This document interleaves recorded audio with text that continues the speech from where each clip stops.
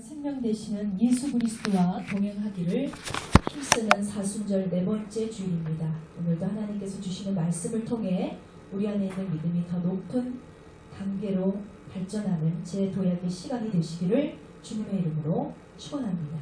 자, 오늘 함께 나누실 말씀 고린도후서 13장 5절의 말씀을 중심으로 자신을 시험하고 확증하라, 이와 같은 제목으로 은혜를 나누고자 합니다.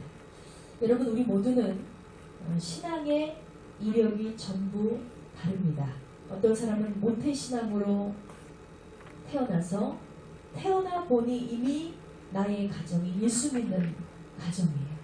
태어나 보니 아버지가 장로고 집사고 목사고 그런 가정도 있고요. 어떤 사람은 불교 집안에서 태어나서 약 30년 이상을 내 인생의 주인을 모른 채 살아가다가 아주 감격적인 순간 예수님을 영접하게 되는 그런 은혜를 경험하기도 합니다. 이 밖에도 다양한 과정을 통해서 주님을 영접하게 된 그리스도인들이 이 땅에 너무나 많습니다. 감사하지요. 하나님께서 한 사람 한 사람에게 때에 맞게 또 그 사람에게 맞는 과정을 통해서 우리를 자녀 삼아 주셨다는 것, 택한 자녀가 되었다는 것, 이것이 얼마나 큰 은혜입니까? 한 기사를 보니까 탈신천지로 약 21년간 신천지에 몸담아 활동하는 한 자매의 눈물의 고백을 보게 되었습니다. 그녀는 이미 태어나 보니까 내 부모가 이만희를 구주로 섬기는 신천지 신도였어요.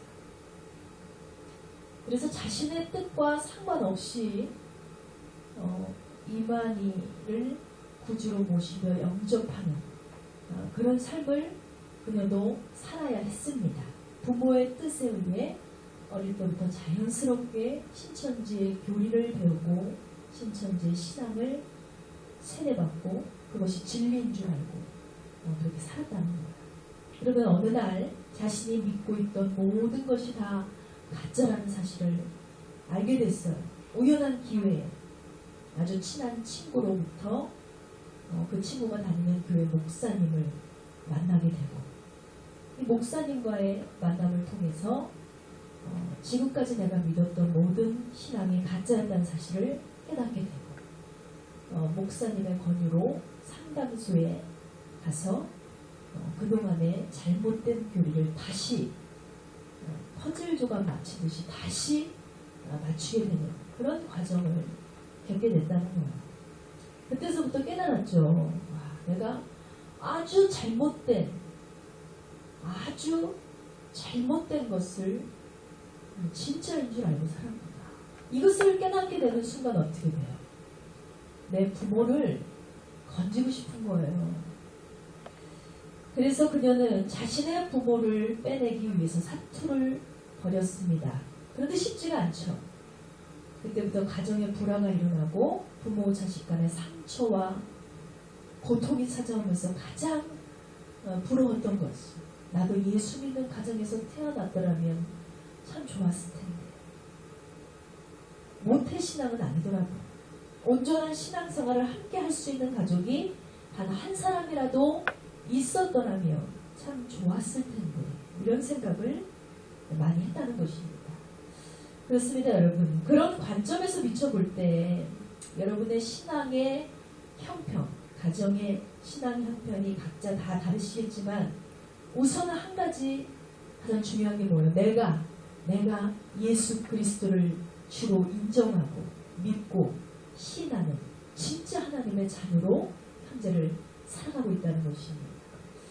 그것만으로도 여러분, 우리에게는 참 귀한 은혜임을 기억하시기 바랍니다. 우리는 결단코 지켜내야 합니다. 왜냐하면 나를 통해서 이루어지는 가정과 또 자녀들과 후손들이 나로 인해서 가야 될 길이 달라져요. 가게 될 방향이 달라집니다. 내가 제대로 믿지 않으면 한 가정의 파탄으로만 끝나는 것이 아니라 자자손손 고통을 받게 된다는 사실을 여러분 꼭 기억하시고, 오늘도 우리 자신에게 제대로 된 믿음이 있는가 시험하고 확증하는 귀한 시간이 되시기를 주님의 이름으로 축원드립니다. 아멘. 자, 오늘 본문 고린도후서 13장 5절의 말씀을 우리 다 같이 다시 한번 보시겠습니다. 너희는 믿음 안에 있는가? 너희 자신을 시험하고 너희 자신을 확증하라. 예수 그리스도께서 너희 안에 계신 줄을 너희가 스스로 알지 못하느냐? 그렇지 않으면 너희는 버림받은 자니라 그랬습니다. 그러면 앞서 말씀드린 대로 우리가 믿음 생활을 얼마나 오래 했느냐가 중요한 것이 아닙니다. 교회에서 내게 어떤 직분을 내가 받았고 내가 무슨 봉사를 해왔고 뭐 이런 것들이 중요하지 않아요. 가장 중요한 것은 내게 예수님께서 가르쳐 주신 말씀에 의거한 진짜 신앙이 있느냐 없느냐 이것이 중요하고 또 훗날 예수님 앞에 섰을 때 주님으로부터 내가 믿음의 사람으로 인정받을 수 있느냐 없느냐 이것이 가장 중요한 것입니다. 지금껏 아무리 많은 사명을 감당해온 아주 대형교회 목사를 할지라도 그가 주님 앞에 섰을 때 주님이 그를 주의 종으로 하나님의 사람으로 인정하시지 않는다면 그 모든 사명, 사역, 지금껏 이루었던 공로가 무슨 소용이 있겠습니까? 아무리 돈 많은 부자고 인류 대기업의 회장이라 할지라도 무덤에 가져가지도 못하는 그 많은 재물과 명예가 무슨 소용이 있겠어요? 그가 예수를 알지 못한다면, 그가 진짜 믿음을 갖지 못했다면. 그러므로 우리는 날마다 스스로 영적 상태를 점검해 봐야 할 줄 믿습니다. 여러분 자신이 믿음이 있는 성도인가 아닌가를 시험해 보십시오. 그 시험의 결과를 통해서 믿음이 있는지 없는지를 확증하시기 바랍니다. 어쩌면 현재 우리 국민들이 겪고 있는 코로나19의 사태로 인해서 많은 교회와 그리스도인들이 이것을 시험하고 확증하는 그런 계기가 될지도 모르겠습니다. 뿐만 아니라 세상은 계속해서 교회와 성도를 시험하고 그 시험에서 넘어지게 할 것입니다. 성경에서도 우리가 아주 존경하는 믿음의 선조가 있죠. 아브라함입니다. 믿음의 조상이라는 별칭이 붙기까지 이 사람도 정말 수많은 어려움과 난관이 찾아왔다는 거예요. 믿음을 선택할 것이냐, 믿음을 저버릴 것이냐, 이런 어려움이 찾아왔어요. 그래서 그의 믿음이 얼마나 흔들렸겠어요. 창세기 12장에 보면 하나님께서 아브라함을 부르시고 그에게 한 가지 명령을 하시는 장면이 나옵니다. 창세기 12장 1절 말씀을 보시겠습니다. 여호와께서 아브라함에게 이르시되 너는 너의 고향과 친척과 아버지의 집을 떠나 내가 내게 보여줄 땅으로 가라 그랬습니다. 또 12장 4절 말씀 보세요. 4절입니다. 이에 아브라함이 여호와의 말씀을 따라갔고 롯도 그와 함께 갔으며 아브라함이 하란을 떠날 때 75세였더라 했습니다. 여러분 사실 아브라함은 믿음의 가정에서 태어난 사람이 아니었어요. 그의 아버지 데라는요 우상을 섬기며 우상을 직접 만드는 자였습니다. 이런 가정에서 태어난 아브라함에게 과연 믿음이 있었을까요? 원래 믿음이 없었죠. 이런 부모 밑에서 아브라함이 배운 신앙은 하나님을 경외하는 신앙이 아니라 우상을 섬기는 신앙이었다는 겁니다. 원래는. 그럼에도 불구하고 하나님께서 그를 부르셨을 때 그가 하나님을 만나고 하나님을 만난 아브라함은 하나님의 명령 앞에 순종하고 본토 친척 아비집을 떠났다라고 성경은 그렇게 말씀하고 있습니다. 뿐만 아니라 창세기 22장 9절에서 12절 말씀에 보면 더욱 담대하고 대단한 이 아브라함의 신앙을 볼 수 있습니다. 하나님이 그에게 일러주신 곳에 이른지라 이에 아브라함이 그곳에 제단을 쌓고 나무를 버려놓고 그의 아들 이삭을 결박하여 제단 나무 위에 놓고 손을 내밀어 칼을 잡고 그 아들을 잡으려 하니 여호와의 사자가 하늘에서부터 그를 불러 이르되 아브라함아 아브라함아 하시는지라. 아브라함이 이르되 내가 여기 있나이다 하매 사자가 이르되 그 아이에게 내 손을 대지 말라. 그에게 아무 일도 하지 마라. 내가 내 아들 내 독자까지도 내게 아끼지 아니하였으니 내가 이제야 내가 하나님을 경외하는 줄로 아노라 하겠습니다. 여러분, 이처럼 아브라함은 자신이 가장 사랑하는 독자 이삭을 번제로 드릴 만큼 하나님을 어떻게 했다는 거야? 사랑했다는 거야. 하나님을 신뢰했다는 거야. 하나님을 믿었다는 거야. 하나님이 그의 인생이 전부가 됐다는 것입니다. 이것이 바로 증거죠. 바로 이와 같이 아브라함에게 있는 믿음, 그 믿음이 오늘날 저와 여러분에게도 필요하다는 사실을 여러분 기억하시기 바랍니다.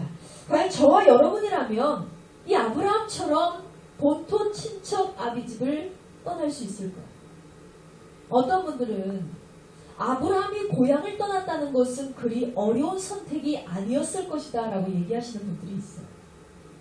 왜냐하면 이 성경에는 이미 지나간 과거의 역사이기 때문에 그 가정들, 그 결과들이 다 나와 있잖아요. 남의 일은 쉽게 보이는 거예요.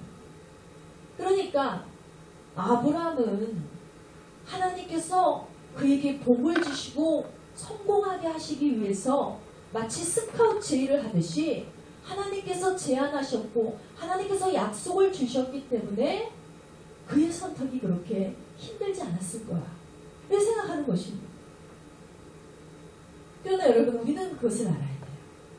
하나님께서는 늘 당신의 자녀들에게 약속을 주시고 언약을 주시고 더 큰 평안과 축복을 예비하고 계시지만 그 결과를 얻기 위한 과정은 결코 쉽지 않다는 것입니다. 아브라함에게도 마찬가지죠. 수년간 일궈온 자신의 집, 가정, 고향, 여기에 모든 것이 다 있어요. 그곳에서의 삶은 안정적입니다. 평안합니다. 행복합니다. 축복됐어요. 이미 일궈놓은 그 땅을 굳이 떠나려는 마음이 있었을까요? 그냥 여기서 잘 먹고 잘 살면 되는데 새로운 곳으로 옮긴다는 것, 새로운 곳으로 나아간다는 도전이 여러분 75세 나이에 쉽겠냐고요. 75세 나이에 뭔가를 도전한다는 것은 참 쉬운 일이 아닙니다. 아주 흔들렸을 거예요. 아주 망설였을 거예요. 일반적이라면 하나님의 뜻을 충분히 거절했을 수도 있다는 것입니다. 그런데 아브라함의 선택은 어땠어요? 한치 망설임도 없이 하나님의 말씀에 의거해서 그는 본토 친척 아비집을 떠난다. 과연 여러분이라면 지금 당장 하나님께서 내가 지시한 그곳으로 가라, 떠나라, 내 집을 떠나라, 네 직장을 떠나라, 너의 모든 것을 포기하고 나를 따라라 한다면 여러분 어떤 선택을 하시겠습니까? 그것도 모자라서 100세가 돼서 겨우 얻은 독자 이삭을 바치라고 하는데 여러분이라면 이 아들을, 이 귀한 아들, 이 생명 같은 아들을 제단에 올릴 수 있겠냐는 거예요. 오늘 이 무릎 앞에 여러분 자신의 믿음을 시험하고 확증하시기 바랍니다.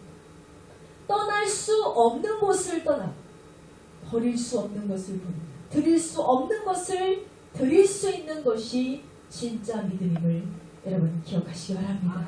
그래서 이 믿음이 현재 나에게 있는가 없는가를 우리는 날마다 시험하며 확증해야 될 줄 믿습니다.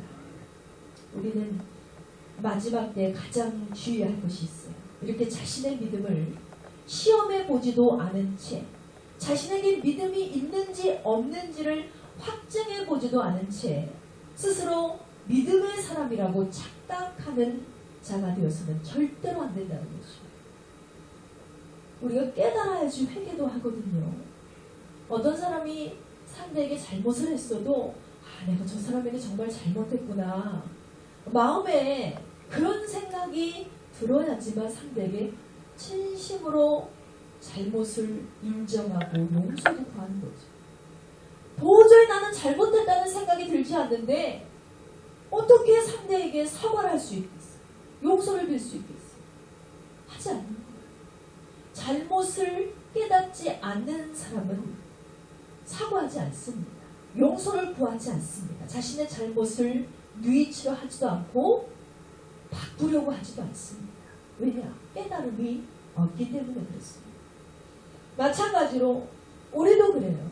나의 신앙을 점검하지 않고 나의 신앙을 확증하지 않으면 내가 어디서부터 잘못되고 무엇을 잘못하고 있는지를 모르기 때문에, 깨닫지 못하기 때문에 우리는 회개할 기회가 없어요.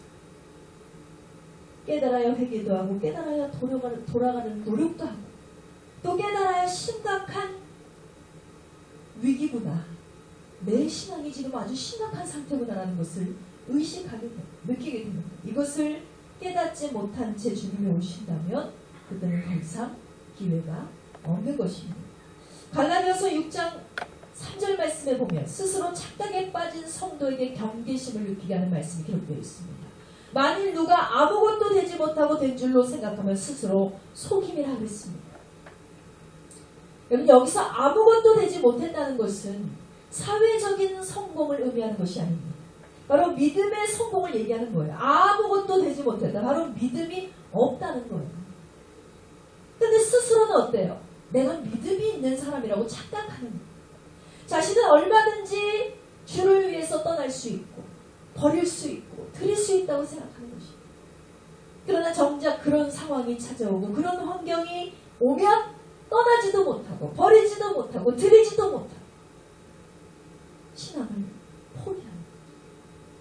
믿음 생활을 엉망으로 하고 있으면서 본인은 잘하고 있다고 착각에 빠져 있는 것입니다. 이런 자들을 향해 성경은 뭐라고 해요? 스스로를 속이는 자다 그랬어요. 잠언서 5장 6절 말씀에서도 그는 생명의 평탄한 길을 찾지 못하며 자기 길이 든든치 못하여도 그것을 깨닫지 못하느니라 했습니다. 자기 길이 든든치 못하, 바로 자신의 믿음이 든든하지 못하고 영적인 상태가 온전하지 못하여도 깨닫지 못하고 있다. 왜 깨닫지 못할까요? 스스로 속이고 있기 때문에 그렇습니다. 자신의 믿음과 영적 상태가 지극히 온전하다고 믿고 있기 때문에 그렇습니다. 에스겔서 9장 6절 말씀에 보면 늙은 자와 젊은 자와 처녀와 어린아이와 부녀를 다 죽이되 이마에 표 있는 자에게는 가까이 마라. 내 성소에서 시작할지니라 하시니 그들이 성전 앞에 있는 늙은 자들로부터 시작하더라 했습니다. 여러분, 이 말씀은 하나님의 심판의 메시지입니다. 하나님께서 이스라엘 백성들을 심판하시는데 어디서부터 심판하신다고 했어요? 성소에서부터 심판하시겠다고 했어요. 하나님의 성전에서부터 심판을 시작하신다고 했습니다. 베드로전서 4장 17절에 동일한 말씀이 기록되어 있습니다. 하나님 집에서 심판을 시작할 때가 되었나니 만일 우리에게 먼저 하면 하나님의 복음을 순종치 아니한 자들의 그 마지막이 어떠하며 그랬습니다. 하나님께서는 분명히 하나님의 집, 하나님의 교회에서부터 심판을 시작하시겠다고 분명히 말씀하고 있습니다. 그 중에서도 제일 먼저 심판을 받는 자가 누구라고 그랬어요? 늙은이들이라고 했어요. 여러분, 여기에서 기록된 늙은이는 나이가 많은 노인을 이야기하는 것이 아닙니다. 바로 잘못된 영으로 오래 묶인 자, 신앙생활을 오랫동안 했지만 모태신앙으로 20년, 30년, 50년, 60년 신앙생활을 오래 했지만 제대로 된 믿음을 갖지 못한 자들, 하나님이 인정하시는 믿음으로 살지 않은 자들, 이런 자들을 늙은이라고 표현합니다. 신앙의 늙은이. 이들은 영적으로 교만한 자들입니다. 내가 30년을 믿었어. 우리 집안이 3대째, 4대째 신앙입니다. 그런데 막상 자신의 신앙을 못 듣는 거예요. 저들은 믿음 생활을 오래 하다 보니까 그 심령이 교만으로 굳어져서 자신의 잘못을 깨닫지 못하며 사는 거예요. 하나님이 심판을 시작하실 때 세상에서부터 먼저 하시는 것이 아니에요. 하나님의 교회 안에서 당신의 자녀라고 말하면서도 여전히 하나님을 기반하고 여전히 하나님을 무시하지, 자신이 우상되고 자신이 주인되고 자신의 삶의 전부가 돼버린 교만한 늙은이들 먼저 심판하신다는 것입니다. 사랑하는 성도 여러분, 우리가 믿음 생활을 오래 하면 오래 할수록 우리의 신앙이 마치 사골 꾹 우려내듯이 아주 진국의 신앙이 된다면 얼마나 좋을까요? 참 좋잖아요. 그런데 그렇지 못한 것이 현재 우리의 믿음의 현 주소입니다. 신앙생활을 오히려 짧게 하시는 분들을 보면 초신자들이 그렇게 열정적이에요. 예배를 드릴 때마다 눈물을 퍽퍽퍽퍽 쏟고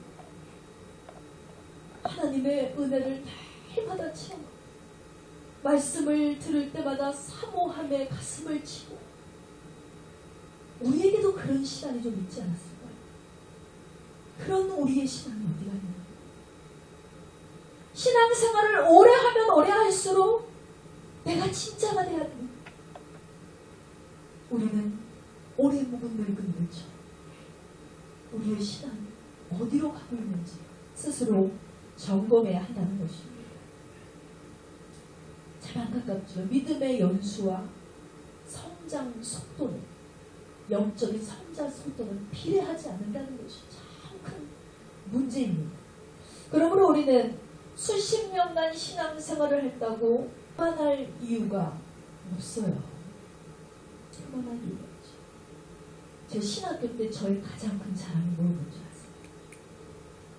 맨날 저보러 제일 어리다고, 막내라고, 왜 그 좋은 나이에 신학을 왔냐고, 똑같은 신앙의 동기들까지도 그렇게 얘기해요. 그 좋은 나이에 왜 왔어? 자기들은 온갖 활랑풍파 다 때려맞고 이제서야 왔지만, 와, 넌 대단하다. 그러면서 그를 칭찬하는 게 아니라 비웃는 거예요. 어린데 뭘 알겠어? 너 그 나이에 아무것도 경험하지 못하고 뭘 알겠어? 세상에서 좀 굴러가야지. 여자니까 그냥 사모나 하지. 뭐 이런 여러 가지 그런 저의 사명을 포기하게 만드는 절망의 말들을 오히려 동기들이 훨씬 더 많이 줬어요. 그때 제가 제일 많이 했던 말이 뭔지 아세요? 저희 집이요 6대째 신앙이에요. 제 아버지가 목사님이고요, 제 어머니도 그러시고요, 오빠도 그렇고요. 맨날 우리 몇 대째 할아버지가 인천에서 큰 교회를 그렇게 하셨고요. 왜 제가 그런 얘기를 했을까요? 사실은 나 자신의 신앙을 자랑하지 못할 상태였습니다. 나 자신의 하나님 앞에, 사람들 앞에 내세울 만한 믿음이 진짜 없었던 것 같아요. 그러니까 내가 몇 대째 신앙이고 나의 집안이 어떻고 나를 드러낼 수 있는 것이 없기 때문에, 내가 내세울 수 있는 하나님, 나와 관계의 하나님을 말할 수 있는 것이 없었기 때문에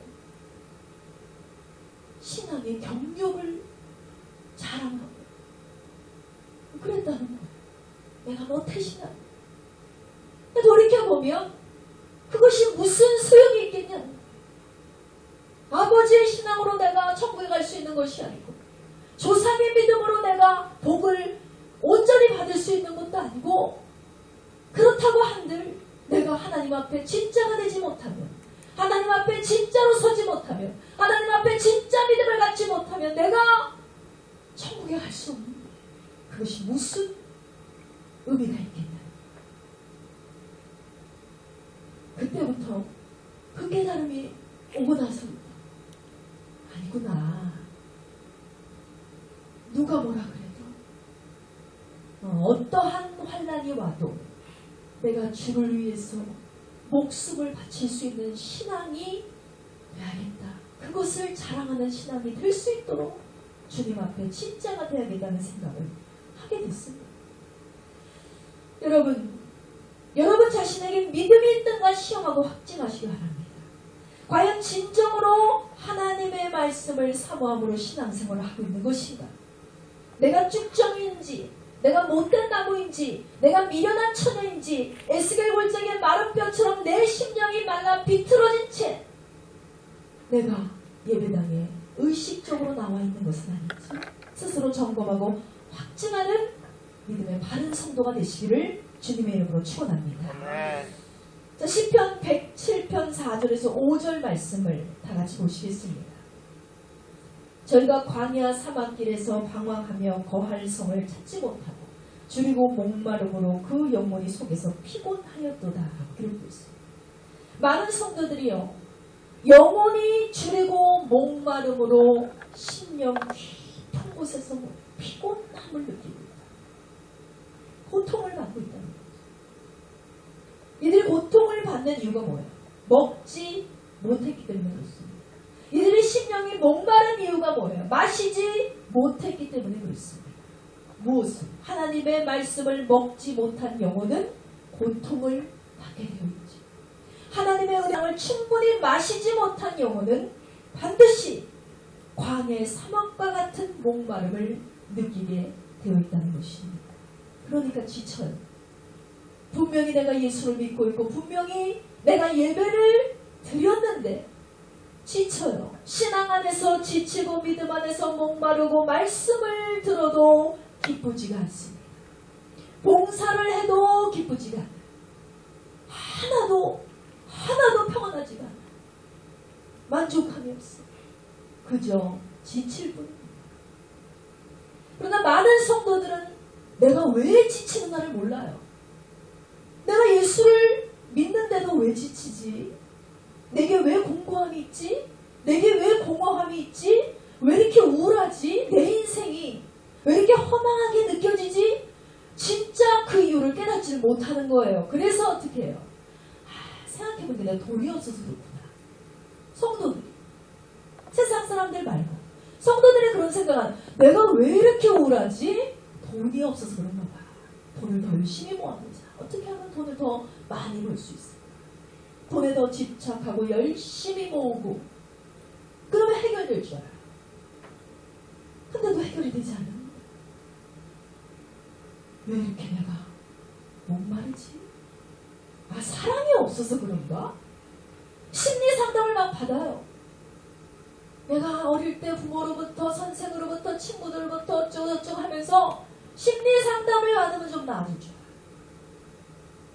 그리고 나서 이 선교제를 열심히 또 하죠. 사랑받지 못해서 그런 것 같아요. 그런데도 영적인 갈급함을 느낀다는 거예요. 계속해서. 그런데도 문제가 해결되지 않습니다. 이처럼 대다수의 성도들은 영혼의 갈급함의 진짜 이유를 알지 못하고 살아가고 있다는 것입니다. 하나님의 말씀을 먹지 못하고 예수님의 사랑을 마시지 못하며 산지 오래됐지만 죽어가면서도 내 영혼이 죽어가면서도 감각이 없습니다. 그래서 영적 갈급함을 느낄 수 있는 자체가 여러분 큰 복이 됨을 믿으시기 바랍니다. 여러분, 여러분의 영적인 상태는 과연 어떻습니까? 혹시나 여러분의 영혼이 줄이고 목마름으로 빈궁함을 느끼고 공고함으로 낙심하고 있다면 이제는 자신의 영적 상태를 확실하게 깨닫고 무엇보다 영혼의 빈궁함, 영혼의 갈급함, 영혼의 공고함을 가장 먼저 해결해야 할 때임을 기억하시기 바랍니다. 우리가 아픔을 느끼면 어때요? 오늘 목이 좀 안 좋네. 병원 가잖아요. 오늘 코가 좀 안 좋네. 입이 눈과 같지 않습니다. 아픔을 느껴야 의사를 찾아가서 병도 고칠 수 있잖아요. 아픔을 느끼지 못하면 우리는 이 문제를 해결할 수가 없다는 거죠. 이렇듯이 성도는 영혼의 아픔을 스스로 느낄 수 있어야 주님 안에서 회복과 치유를 기대할 수 있는 것입니다. 그러므로 오늘도 주님 앞에 여러분 간절히 기도하세요. 하나님, 제 영혼이 갈급합니다. 정말 죽겠습니다. 오직 주님만을 바라보며 주님만을 의지하며 주님의 도우심만을 바라봐야 하는데 내가 그렇지 못해요. 제발 저를 긍휼히 여겨주셔서 제 영을 충만하게 채워주시옵소서. 여러분 시편 141편 8절에도 보니까 다윗의 애절한 기도가 기록되어 있습니다. 주 여호와여 내 눈이 주께 향하며 주께 피하오니 내 영혼을 빈곤한 대로 버려두지 마옵소서. 다윗은 빈궁한 처지로 고통을 있었지만 진정으로 고기는 않았어요. 왜? 자신의 빈궁한 그 처지의 이유를 알고 있었어요. 내가 왜 이렇게 빈궁하지? 내가 왜 이렇게 공허하지? 내가 왜 이렇게 슬프지? 그 이유가 내가 주님을 진정으로 내 마음속에 모셔드리지 못하고 살고 있구나. 내가 주의 말씀을 의지하고 주님만을 의지하고 살아가지 못하고 있구나. 정확하게 알았어요. 그래서 이것을 깨달았기 때문에 하나님께 기도하는 거예요. 하나님, 나를 빈곤에 처하여 내버려두지 마시고 나를 좀 살려주세요. 나를 슬프도록 내버려두지 마시고 나를 좀 도와주세요. 기도해야 된다. 이처럼 다윗과 같은 깨달음이 저와 여러분에게도 임하게 되기를 주의 이름으로 축원드립니다. 하나님께서는 이와 같이 도우심을 강구하는 자에게 이렇게 말씀하십니다. 시편 42편 5절의 말씀입니다. 내 영혼아 어찌하여 낭망하며 어찌하여 내 속에서 불안하여 하는고 너는 하나님을 바라라. 그의 얼굴에 도우심을 인하여 내가 오히려 찬송하리로다 했습니다. 할렐루야. 하나님께서 이 시간 이 자리에 앉아있는 저와 여러분을 향해서 말씀하고 계십니다. 낙심하지 마라. 불안해하지 마라. 너는 그저 나 하나님만 바라봐라. 내가 간구할 때 내가 응답하겠다. 내가 지켜주겠다. 내가 너를 인도하겠다. 내가 너에게 용기를 주겠다. 그러므로 오직 여호와 하나님을 바라고 구하며 기대할 때 저와 여러분의 영혼이 시험을 통과하고 믿음의 확증을 얻게 되는 놀라운 은혜를 경험하게 되시기를 주님의 이름으로 축원드립니다. 그렇다면 우리가 이 같은 시험과 확증을 통해서 내 자신의 내 영혼의 상태를 알았어요. 그러면 어떻게 해야 돼요? 내 영혼의 상태가 아주 빈곤한 사실을 알았습니다. 이제는 치유와 회복을 위한 과정이 우리에게 필요합니다. 어떻게 하면 우리가 영으로 충만한 성도가 될 수 있느냐? 결론부터 말씀드리면 우리의 영혼, 우리의 속사람은 하나님의 말씀을 들을 때만 생명으로 채워짐을 믿으시기 바랍니다. 실제로 한국교회 많은 성도들이 영적인 기근, 말씀의 기근 앞에 고통받고 있습니다. 실상 교회 나가서 예배를 드리지만 마음은 여전히 허전함을 느끼고 채워지지가 않는 거예요. 그래서 해결되지 않는 이 무언가를 해결하기 위해 세상의 방법을 이용해보지만 일시적인 방안으로 끝나고 맙니다. 왜 그럴까? 왜 그럴까? 왜 그럴까? 바로 하나님이 만드신 인간, 하나님이 만드신 피조물, 인간 안에 속사람이 있습니다. 이 속사람은 세상의 말과 세상의 방법으로는 결코 채워지지 못하도록 하나님 만드셨어요. 그런데 여러분이 만약 오늘 이 예배를 드리고 하나님의 말씀을 들었는데도 여전히 내 마음이 허전하다면 예배 시간의 말씀으로 제대로 받지 못하는 거예요. 방법은 하나죠. 오늘 들은 말씀을 다시 확인하고 점검하고 복습하는 시간을 가지셔야 됩니다. 그래서 제가 주보에다가 말씀 요약을 넣은 거예요. 오늘의 말씀 핵심 요약을 다 넣자. 얼마나 복습하기 좋습니다. 마태복음 10장 34절에서도 이렇게 말씀합니다. 내가 세상에 화평을 주러 온 줄로 생각하지 마라. 화평이 아니여 무엇을 주러 왔다 했어? 검을 주러 왔노라 그랬습니다. 예수님이 우리에게 주시려고 한 것은 검이라는 거예요. 검이 뭐예요? 이기는 자의 무기, 바로 하나님의 말씀입니다. 에베소서 6장 17절에서도 악한 세상을 견디며 사는 성도에게 이렇게 말씀합니다. 구원의 투구와 성령의 검, 곧 뭘 가지라? 하나님의 말씀을 가져라 그랬어요. 왜? 하나님의 말씀이 생명이기 때문에 하나님의 말씀이 우리의 심령 속에 들어오면 우리가 샘을 얻게 됩니다. 용기가 생겨요. 갈급한 영혼이 채워지고 내가 그렇게 하려고 해서 하는 것이 아니라 하나님의 말씀이 임하면 자연스럽게 저절로 나의 삶이 변화가 되는 거예요. 이상하다. 내 형편은 달라진 것이 없네. 내 사정은 달라진 것이 없는데 이상하게 저 밑에서부터 기쁨이 끌어나오고 이상하게 저 밑에서부터 힘이 솟아나오고 이상하게 나의 삶의 기쁨이 넘치고 그렇게 되는 거예요. 왜 그렇다고요? 하나님의 말씀이 곧 능력이기 때문에 그렇습니다. 예배를 드리고 설교를 들었는데도 심령이 채워지지 않는 성도는 하나님의 말씀보다 세상의 말을 더 귀를 기울였기 때문에 그렇습니다.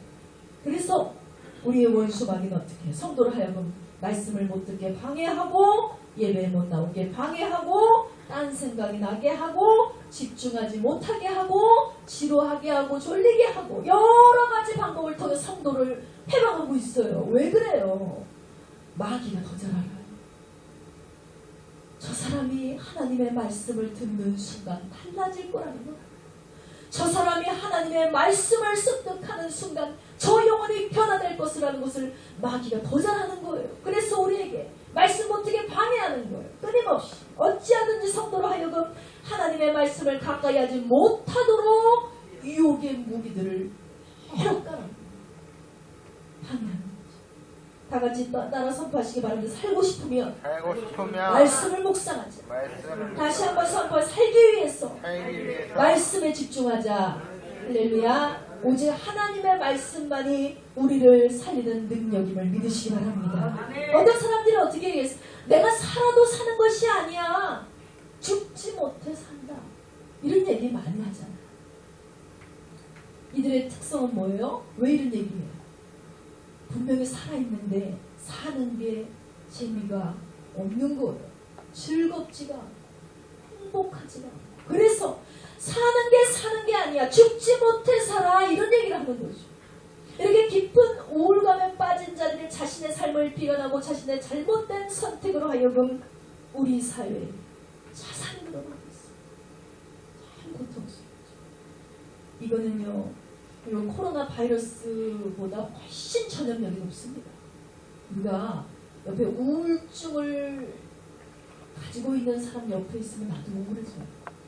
매사가 부정적이고 매사가 원망하고 불평하고 이런 사람이 옆에 있잖아요. 나도 괜히 부정의 마음이 들어오고 슬픈 마음이 들어오고 그래 마찬가지야. 그래서 집단 자살을 하잖아요. 옆에 있는 사람이 중요해. 내가 중요해. 내가 어떤 사람이 될까? 나로 인해서 우리 가족이 우울해질 수 있어. 나의 믿음 없음으로 인해서 내 주변 사람들이 슬퍼질 수 있습니다. 같이 죽는 거죠. 이 코로나 바이러스 똑같은 거예요. 내가 악한 전염력을 가지고 있으면 모든 사람들을 악하게 합니다. 내가 선한 전염력을 가지고 있으면 모든 사람들을 의롭게 할 수 있는 같은 것입니다. 아모스 4장 8절에서도 이렇게 말씀합니다. 두세 성읍 사람이 어떤 성읍으로 비틀거리며 물을 마시러 가서 만족치 못하였으나 너희가 내게로 돌아오지 아니하였느니라. 여러분, 이 말씀에는 사람들, 목마른 사람들이 나오죠. 사람들이 목이 말라서 너무 지쳤어요. 비틀비틀거리면서 물을 찾아갔습니다. 근데 물을 마셨는데도 계속 갈증이 나요.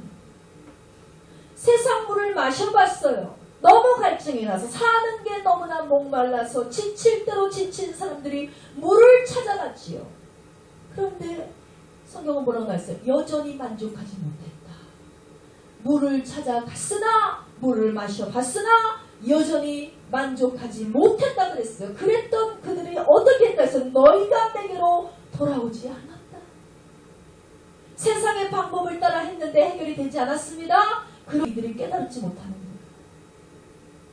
왜 아직도 목마르지? 무엇이 문제지? 하나님께 돌아가야 되는구나. 하나님을 찾아야 되는구나. 이것을 깨닫지 못해서 세상에서 고통받는다고. 여러분, 다 주님께로 나오는 게 아니에요.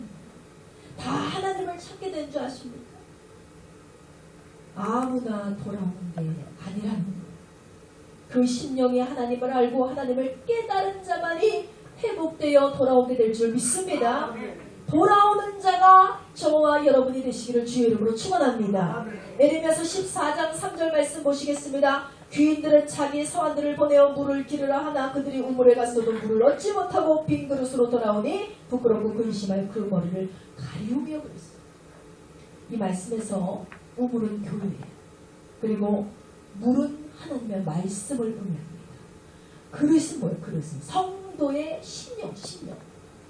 한 성도가 심령의 갈급함을 느끼고 그 갈급함을 채우려고 교회를 갔어요. 그러나 채우지 못하고 빈 그릇을 가지고 다시 돌아오는 거예요. 왜 그랬어요? 분명 이 사람은요, 은혜를 받기 위해서 교회를 찾아갔습니다. 그런데 다시 낭망하며 돌아왔다 그랬어요. 이것이 무슨 문제예요? 우물이 없는 것이 아니죠. 그러나 뭔가 없어요. 마실 물이 그곳에 없었다는 거예요. 이처럼 지금 한국에 2만여 교회가 있습니다. 교회는 많아요. 근데 들을 만한 말씀이 없습니다. 영혼의 갈급함을 회복시켜줄 말씀이 사라져버립니다. 복받아라. 행복해질 거야. 하나님이 다 도와주신다. 죄 지어도 괜찮아. 평안할 거야. 그냥 그렇게 대충 믿어라. 막 이런 잠깐의 위로, 잠깐의 격려는 쏟아지지만 진짜 우리의 영혼을 흔들어 깨우고 깨우쳐주고 우리의 영혼을 부셔서 진짜가 되게 해줄 말씀이 이 땅에 사라졌다는 거예요. 이게 오늘날 교회 현실입니다. 지금 우리에게 필요한 것은 여러분, 축복받아라, 은혜받아라, 평강해라 이 말씀이 아니에요. 진짜 우리의 영혼을 흔들어 깨워줄 내 현실, 내 영혼의 현실을 제대로 알게 해줄 말씀이 오늘날 우리에게 필요한 것입니다. 1990년대까지만 해도 대한민국 기독교 인구가 얼마인 줄 아세요? 약 1200만 명이었어요. 엄청나게 많았어요. 우리나라 전체 인구의 약 25%가 개신교였어요. 그러나 2005년도 약 15년 전에 통계를 보면 기독교 인구는 860명으로 급감을 합니다. 통계청에서 또 2015년 5년 전에 다시 인구조사를 실시했습니다. 그 결과가 참담해요. 불교나 천주교 신자는 증가 추세에 있지만 이단이나 사이비 단체는 날로 부흥하고 있지만 오직 기독교 성도만 10년 사이에 무려 400만 명이나 감소했다. 이것이 여러분 우리의 현실입니다. 이사야서 25장 2절 말씀에 주께서 성읍으로 무더기를 이루시며 견고한 성읍으로 황복케 하시며 견고했던 한국교회가 황무한 성읍이 되어버렸어요. 90년대만 해도 견고했던 한국교회 지금은 황무한 황무지가 되어버렸어요. 왜 그렇습니까? 마실 물이 없기 때문에 그렇습니다. 물이 없으니까 어때요? 곡식이 자라지 못해요. 열매가 없고 결실은 나지 못해요. 작은 바람만 불어도 어때요? 물을 마시지 못하고 하나님의 말씀을 제대로 듣지 못한 성도들이요, 힘이 없어요. 줄이고 목말라서 힘이 없으니까 어떻게 해요? 작은 고난만 불어도 픽픽픽픽 쓰러져요. 하나가 떨어져요. 뚝뚝뚝 떨어져요. 만일 우리의 심령에 하나님의 말씀이 확고하게 있었더라면 비바람이 몰아치고 어떤 강력한 태풍가 할지라도 떨어져 나가지 않았을 텐데 나를 견고하게 붙잡아줄 말씀이 교회 안에 없는 거예요. 성도들 안에 없는 거예요. 왜 이렇게 우리가 황무해졌습니까? 바로 하나님의 생명의 말씀이 변질되기 때문에 그렇습니다. 이사야서 1장 22절 말씀 보시기 바랍니다. 아주 중요한 말씀입니다. 이사야서 1장 22절에 내 은은 찢기가 되었고 너의 포도주에는 물이 섞였도다 그랬어요. 여러분 이 말씀 뭔지 아세요? 오늘날 우리 교회가요, 오늘날 우리 한국 교회가요, 진짜 은이 아닌 찢기로 변했다는 거예요. 물탄 포도주로 변질됐다는 거예요. 하나님의 사람들. 그래서 하나님께서 요한계시록 22장 18절에서 19절 말씀을 통해 이렇게 말씀하고 계십니다. 내가 이 책의 예언의 말씀을 듣는 강인에게 증거하노니 만일 누구든지 이것들 외에 더하면 하나님이 이 책에서 기록된 재앙들을 그에게 더하실 것이요, 만일 누구든지 이 책의 예언의 말씀에서 제하여 버리면 하나님이 그 책에 기록된 생명나무와 거룩한 성에 참여함을 제하여 버리시리라 했습니다. 그렇습니다, 여러분. 하나님의 말씀은요, 절대로 더하거나 빼서는 안 된다.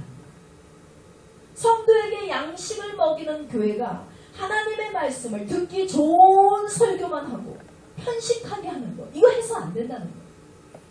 말씀을 먹어야 사는 성도가 하나님의 말씀을 듣기 좋은 것, 자기가 듣기에 좋은 것만 들으려 해서는 안 된다는 거예요.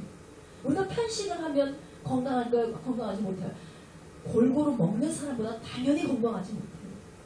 마찬가지예요. 하나님의 말씀도 내가 좋아하는 말씀만 들으려고 하고 나에게 아주 기분 좋게 하는 말씀만 들으려 해서는 안 된다는 거예요. 이단 사이비에서 이런 역할을 하죠. 마구잡이로 하나님의 성경을 막 편집했어요. 마구잡이로 해석해버리고 그것을 자기의 입맛에 맞는 대로 비유로 설명하고 풀이하면서 성도들에게 막 먹이고 있어요. 그러니까 아멘 하면서 이단에서 오히려 더 부흥의 역사가 일어나는 거예요. 그 뭐예요? 다 황무지와 같이 변합니다. 교회가 하나님의 교회가 황무지와 같이 변하고 하나님의 성도들이 황무지와 같은 마음으로 변질되고 그래서 은인찌기가 되고 물탄 포도주로 변질이 되어버렸어요. 그래서 결실에 꼬였나 봐요. 조금만 풍파가 와도 픽픽 쓰러져서 믿음을 저버리고 그러면 하나님이 어떻게 하신다고 했어요? 누구든지 이것들 외에 더하면 이 책에 기록된 재앙을 그에게 더하실 것이다. 누구든지 이 책의 예언의 말씀을 제하여 버리면 거룩한 성에 참여하는 것에서 제하여 버리겠다고 하셨어요. 무서운 경고입니다. 하나님의 말씀은 더해서도 안 된다. 하나님의 말씀은 빼서도 안 된다. 그대로 사모하고 믿으시는 저와 여러분 되시기를 믿습니다. 인간의 말이요. 인간의 말에는 능력이 없어요. 하나님의 말씀만이 능력이에요. 생명입니다. 인간의 말에는 능력이 없는데 열매가 없으니까.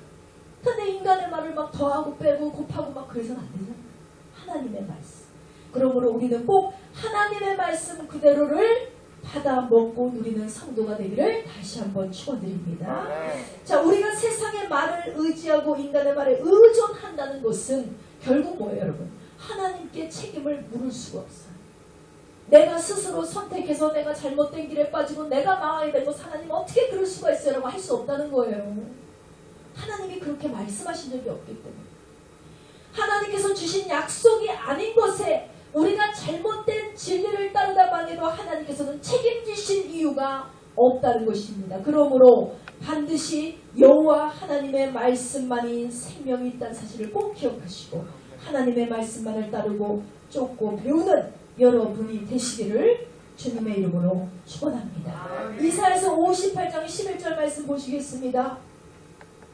나 여호와가 너를 항상 인도하여 마른 곳에서도 내 영혼을 만족하게 하며 내 뼈를 견고하게 하리니 너는 물된 동상 같겠고 물이 끊어지지 아니하는 샘과 같을 것이다 그랬습니다. 오늘 이 시간 저와 여러분에게 하나님이 약속을 주셨어요. 여러분을 항상 인도하신다 하셨죠. 여러분의 영혼을 만족시켜 주신다 하셨어요. 이거는 인간이 할 수 있는 일 아니에요. 하나님이 여러분을 통해서 역사하실 것입니다. 여러분이 하나님을 얼마나 믿고 여러분이 하나님의 말씀을 얼마나 신뢰하고 여러분이 하나님의 말씀을 얼마나 의지하냐에 따라서 하나님이 너를 물된 동상과 같이 만들어줍니다. 여러분의 뼈를 견고하게 하신다는 거죠. 이 약속을 여러분 꼭 믿으시기 바랍니다. 이 언약의 말씀을 내 말씀으로 붙잡고 사시기 바랍니다. 그러면 여러분의 삶이 어떻게 되나요? 윤택하고 생명수가 끊임이 없으니까 줄이고 목마르지 않도록 하나님께서 인도해 주실 것입니다. 자, 말씀의 결론을 맺기 원합니다. 사랑하는 성도 여러분, 우리는 하나님의 생명의 말씀을 찾기 위해서 다시 일어나야 됩니다. 지금 우리가 재난의 상황으로 인해서 잠시 주춤해 있고 생활의 어려움과 영혼의 공고함으로 인해서 주저앉고 있었다면 이제는 용기를 내어서 포기했던 우리의 문제들을 다시금 하나님 앞으로 강구해야 될 때가 됐습니다. 그 무엇보다 우리가 하나님께 구해야 될 것은 뭐예요? 주님의 양식입니다. 하나님의 양식을 주십시오. 내 영혼을 윤택하게 해줄 하나님의 양식을 부어주시고 하나님의 물을 부어주시고 하나님의 말씀으로 하여금 내 삶이 달라질 수 있도록 내 영혼이 평안할 수 있도록 주님 나를 인도하여 주시옵소서. 하나님의 양식을 의지해서 살아간 사람이 성경에 기록된 엘리야는요 하나님이 주신 식물의 힘을 의지해서 40주야를 걸어서 호렙산에 이르렀다 그랬습니다. 하나님이 주신 것을 먹었을 때 그가 40주야를 걸어갈 수 있는 놀라운 힘을 얻게 된다는 거예요. 그 노임이 여러분 이처럼 우리가 주님 다시 오시를 고대하는 성도로서 믿음의 승리를 하기 위해서는 어떻게 되나? 반드시 하나님께서 공급해 주시는 식물의 힘, 즉 말씀의 힘을 의지해야 될 줄 믿습니다. 이스라엘 백성들이요 광야에서 만나와 메추라기를 간절히 구할 때 하나님께서 저들에게 육신의 양식을 허락해 주셨듯이 우리가 간절한 마음으로 하나님의 양식을 강구할 때 하나님께서는 우리의 영혼을 만족해 해 주실 것입니다. 그러므로 지금 시급한 건 뭐예요? 저와 여러분이 먹고 살 거 걱정할 때가 아니라 여러분의 영혼이 죽지 않도록 아까 앞서 영상에서 봤듯이 내 영혼을 죽이지 못하는 사람을 두려워하지 마시고 내 영혼도 육체도 죽일 수 있는 하나님을 두려워하는 여러분 하나님의 말씀을 사모하는 힘으로 살아가시기를 주님의 이름으로 축원드립니다. 이 시간 다 같이 기도하기 원합니다. 하나님께 간절히 기도할 때 하나님 우리에게 항상 우리에게 생명 다음에는 말씀을 주시고 생명과 같은 은혜 생명과 같은 진리를 우리에게 쏟아부어 주시지만 우리는 하나님의 말씀을 등한시하고 세상의 소리에 세상의 유혹에 더욱더 아버지 귀를 기울였음을 고백합니다. 우리를 용서하여 주시고 이제는 더욱 하나님의 말씀을 의지하여서 우리가 밤낮으로 주의 말씀을 사모하고 믿음으로 나아갈 때 하나님께서 우리에게 세임 주시고 능력 주시고 승리하게 주실 줄 믿습니다. 주여 삼창하시고 기도하시겠습니다.